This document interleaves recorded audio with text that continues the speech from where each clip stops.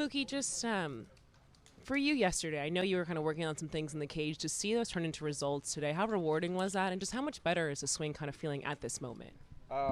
It felt all right today. We'll see. We'll see about tomorrow. But yeah, I came in. I was hitting all day yesterday, and you know how I always work. And just to get it to show up today in a big spot, it's really refreshing. But shout out to the boys for getting on base and creating some traffic for the moment. How this game ended was insane. When you think about just whether it's Tyler Glasnow coming out of the pen, the double play, what can a win like this do for you guys as you now forced to Game 7? You're looking to win this whole thing.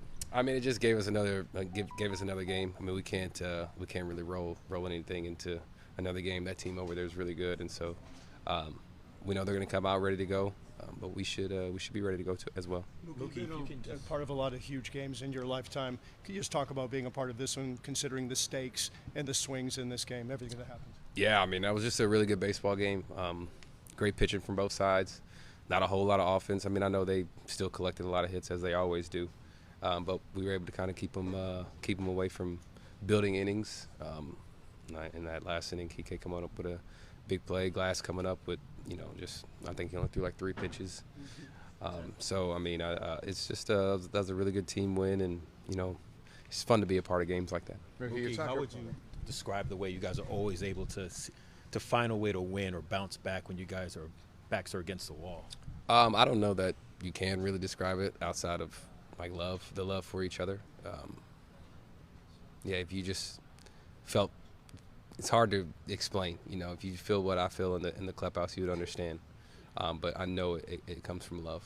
A week ago we were here obviously after the loss, and you talked about this is a 7-game series. Now it's a 1-game series tomorrow night. What is that confidence after winning tonight? I mean, it all kind of resets. It's 1 game. May the best man win, and we'll see what happens tomorrow. Mookie, you guys often talk about as kids dreaming about playing Game 7 of a World Series. You're about to play Game 7 of the World Series tomorrow. Just what kind of thoughts does that put in your mind? Right now, honestly, I don't have any thoughts. I just want to go home and lay down. And tomorrow will come when tomorrow comes, and I'm sure I'll have a lot of anxiety and all these other things, just like every game I play. But it's like you said, it's stuff we dream about, and I'm sure we'll all be excited. You've been struggling a little bit at the plate offensively in this series, then moving to cleanup tonight. How did it feel emotionally to come through for the boys in that big spot in the frame? I mean, it felt great. It felt great, just to come through, like you said, for the boys. I mean, obviously, I would love to play well for myself, but I mean, that's kind of irrelevant. I really want to play well for the boys, man, because I love everybody in there. I know how much we lean on each other, and when they're leaning on me, I want to come through for them, and so to come through for them today, it felt really good. What did you, Miggy? Mechanically yesterday? What was it? I didn't hear what she said. Dave said he thought that your swings yesterday looked really good, that maybe you found something mechanically. Did you feel that way? And what did you feel differently? I mean, I was able to pull the ball. I hadn't really been able to pull the ball. And I can't even say I pulled the ball really that much today, but I guess I pulled one. But I was just able to kind of get some good swings off and get some A swings off, some athletic swings off, and it worked today. Why hadn't you been able to pull the ball I recently, don't you think? know.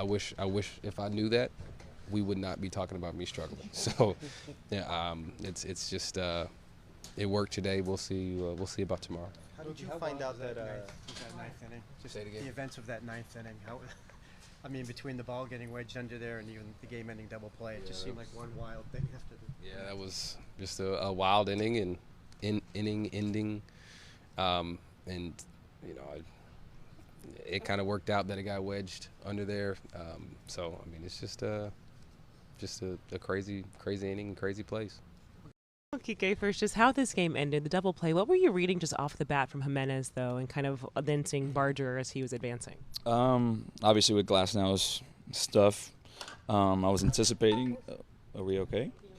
Okay, yeah. I guess we don't need that. What was the question? Just what you were reading off the bat from Jimenez. With Glasnow's stuff, I was just anticipating him hitting the ball like to the left side of the field, and I was playing shallow, tying runner at second base. I just wanted to make sure that if he got a hit through the 6 hole, I was gonna be shallow enough to keep the runner, the time run at second base, or the time run that was at second base, keep him at third, and then the batter runner stay at first.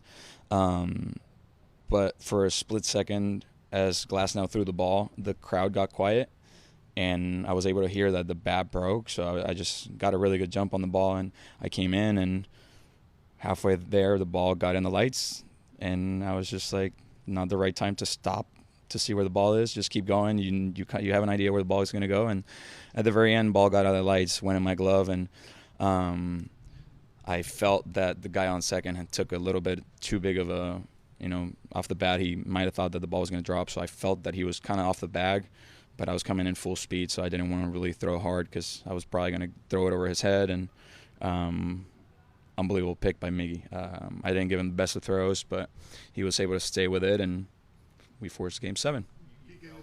Now you're in Game 7 of. No, that's tomorrow.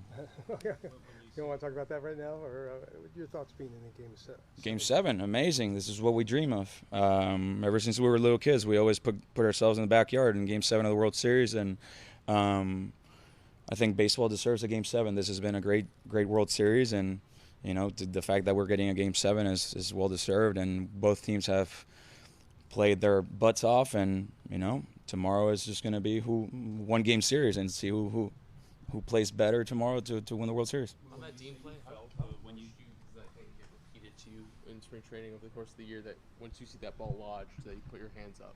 I mean, I put my hands up right away. I think I put my hands up before him, and then he put his hands up. I answered that question in Spanish, so I put my hands. He put his hands up after I did, and I was just screaming at him to get the ball and throw it in, because at some parts discretion, the fact that the ball stuck there doesn't mean that they're actually going to call a ground rule double. And I was screaming at him. That's kind of why I've lost my voice a little bit, but I was screaming at him to throw it in, and he never did, and I'm glad the umpires made the right call. When you felt the runner off of second, is that like seeing him out of your peripheral? Or yeah, I mean, playing defense or playing outfield, that's kind of what I do, especially in left field where it's right in front of me. I don't have to look. It's kind of similar to what happened in the Milwaukee series when I was able to throw the guy out at first base. It's just the play's in front of you, and you feel the play, and I guess maybe that comes with playing everywhere, but you have to feel. You don't have to look to get an idea where the runners are. You feel it, and I mean, off the bat, I got a good jump, and then once the ball went in my glove, I was throw it fast, and sure enough, Miggy made a great pick. During the broken bat, the difference between catching it and not? Yes and no. I mean, like I said, I think anticipating was the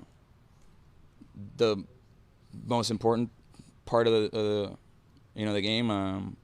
I read the swing, and obviously hearing the bat, sometimes he put a good swing on it. He caught the ball at the end of the bat, back broke, and maybe I don't hear the bat breaking.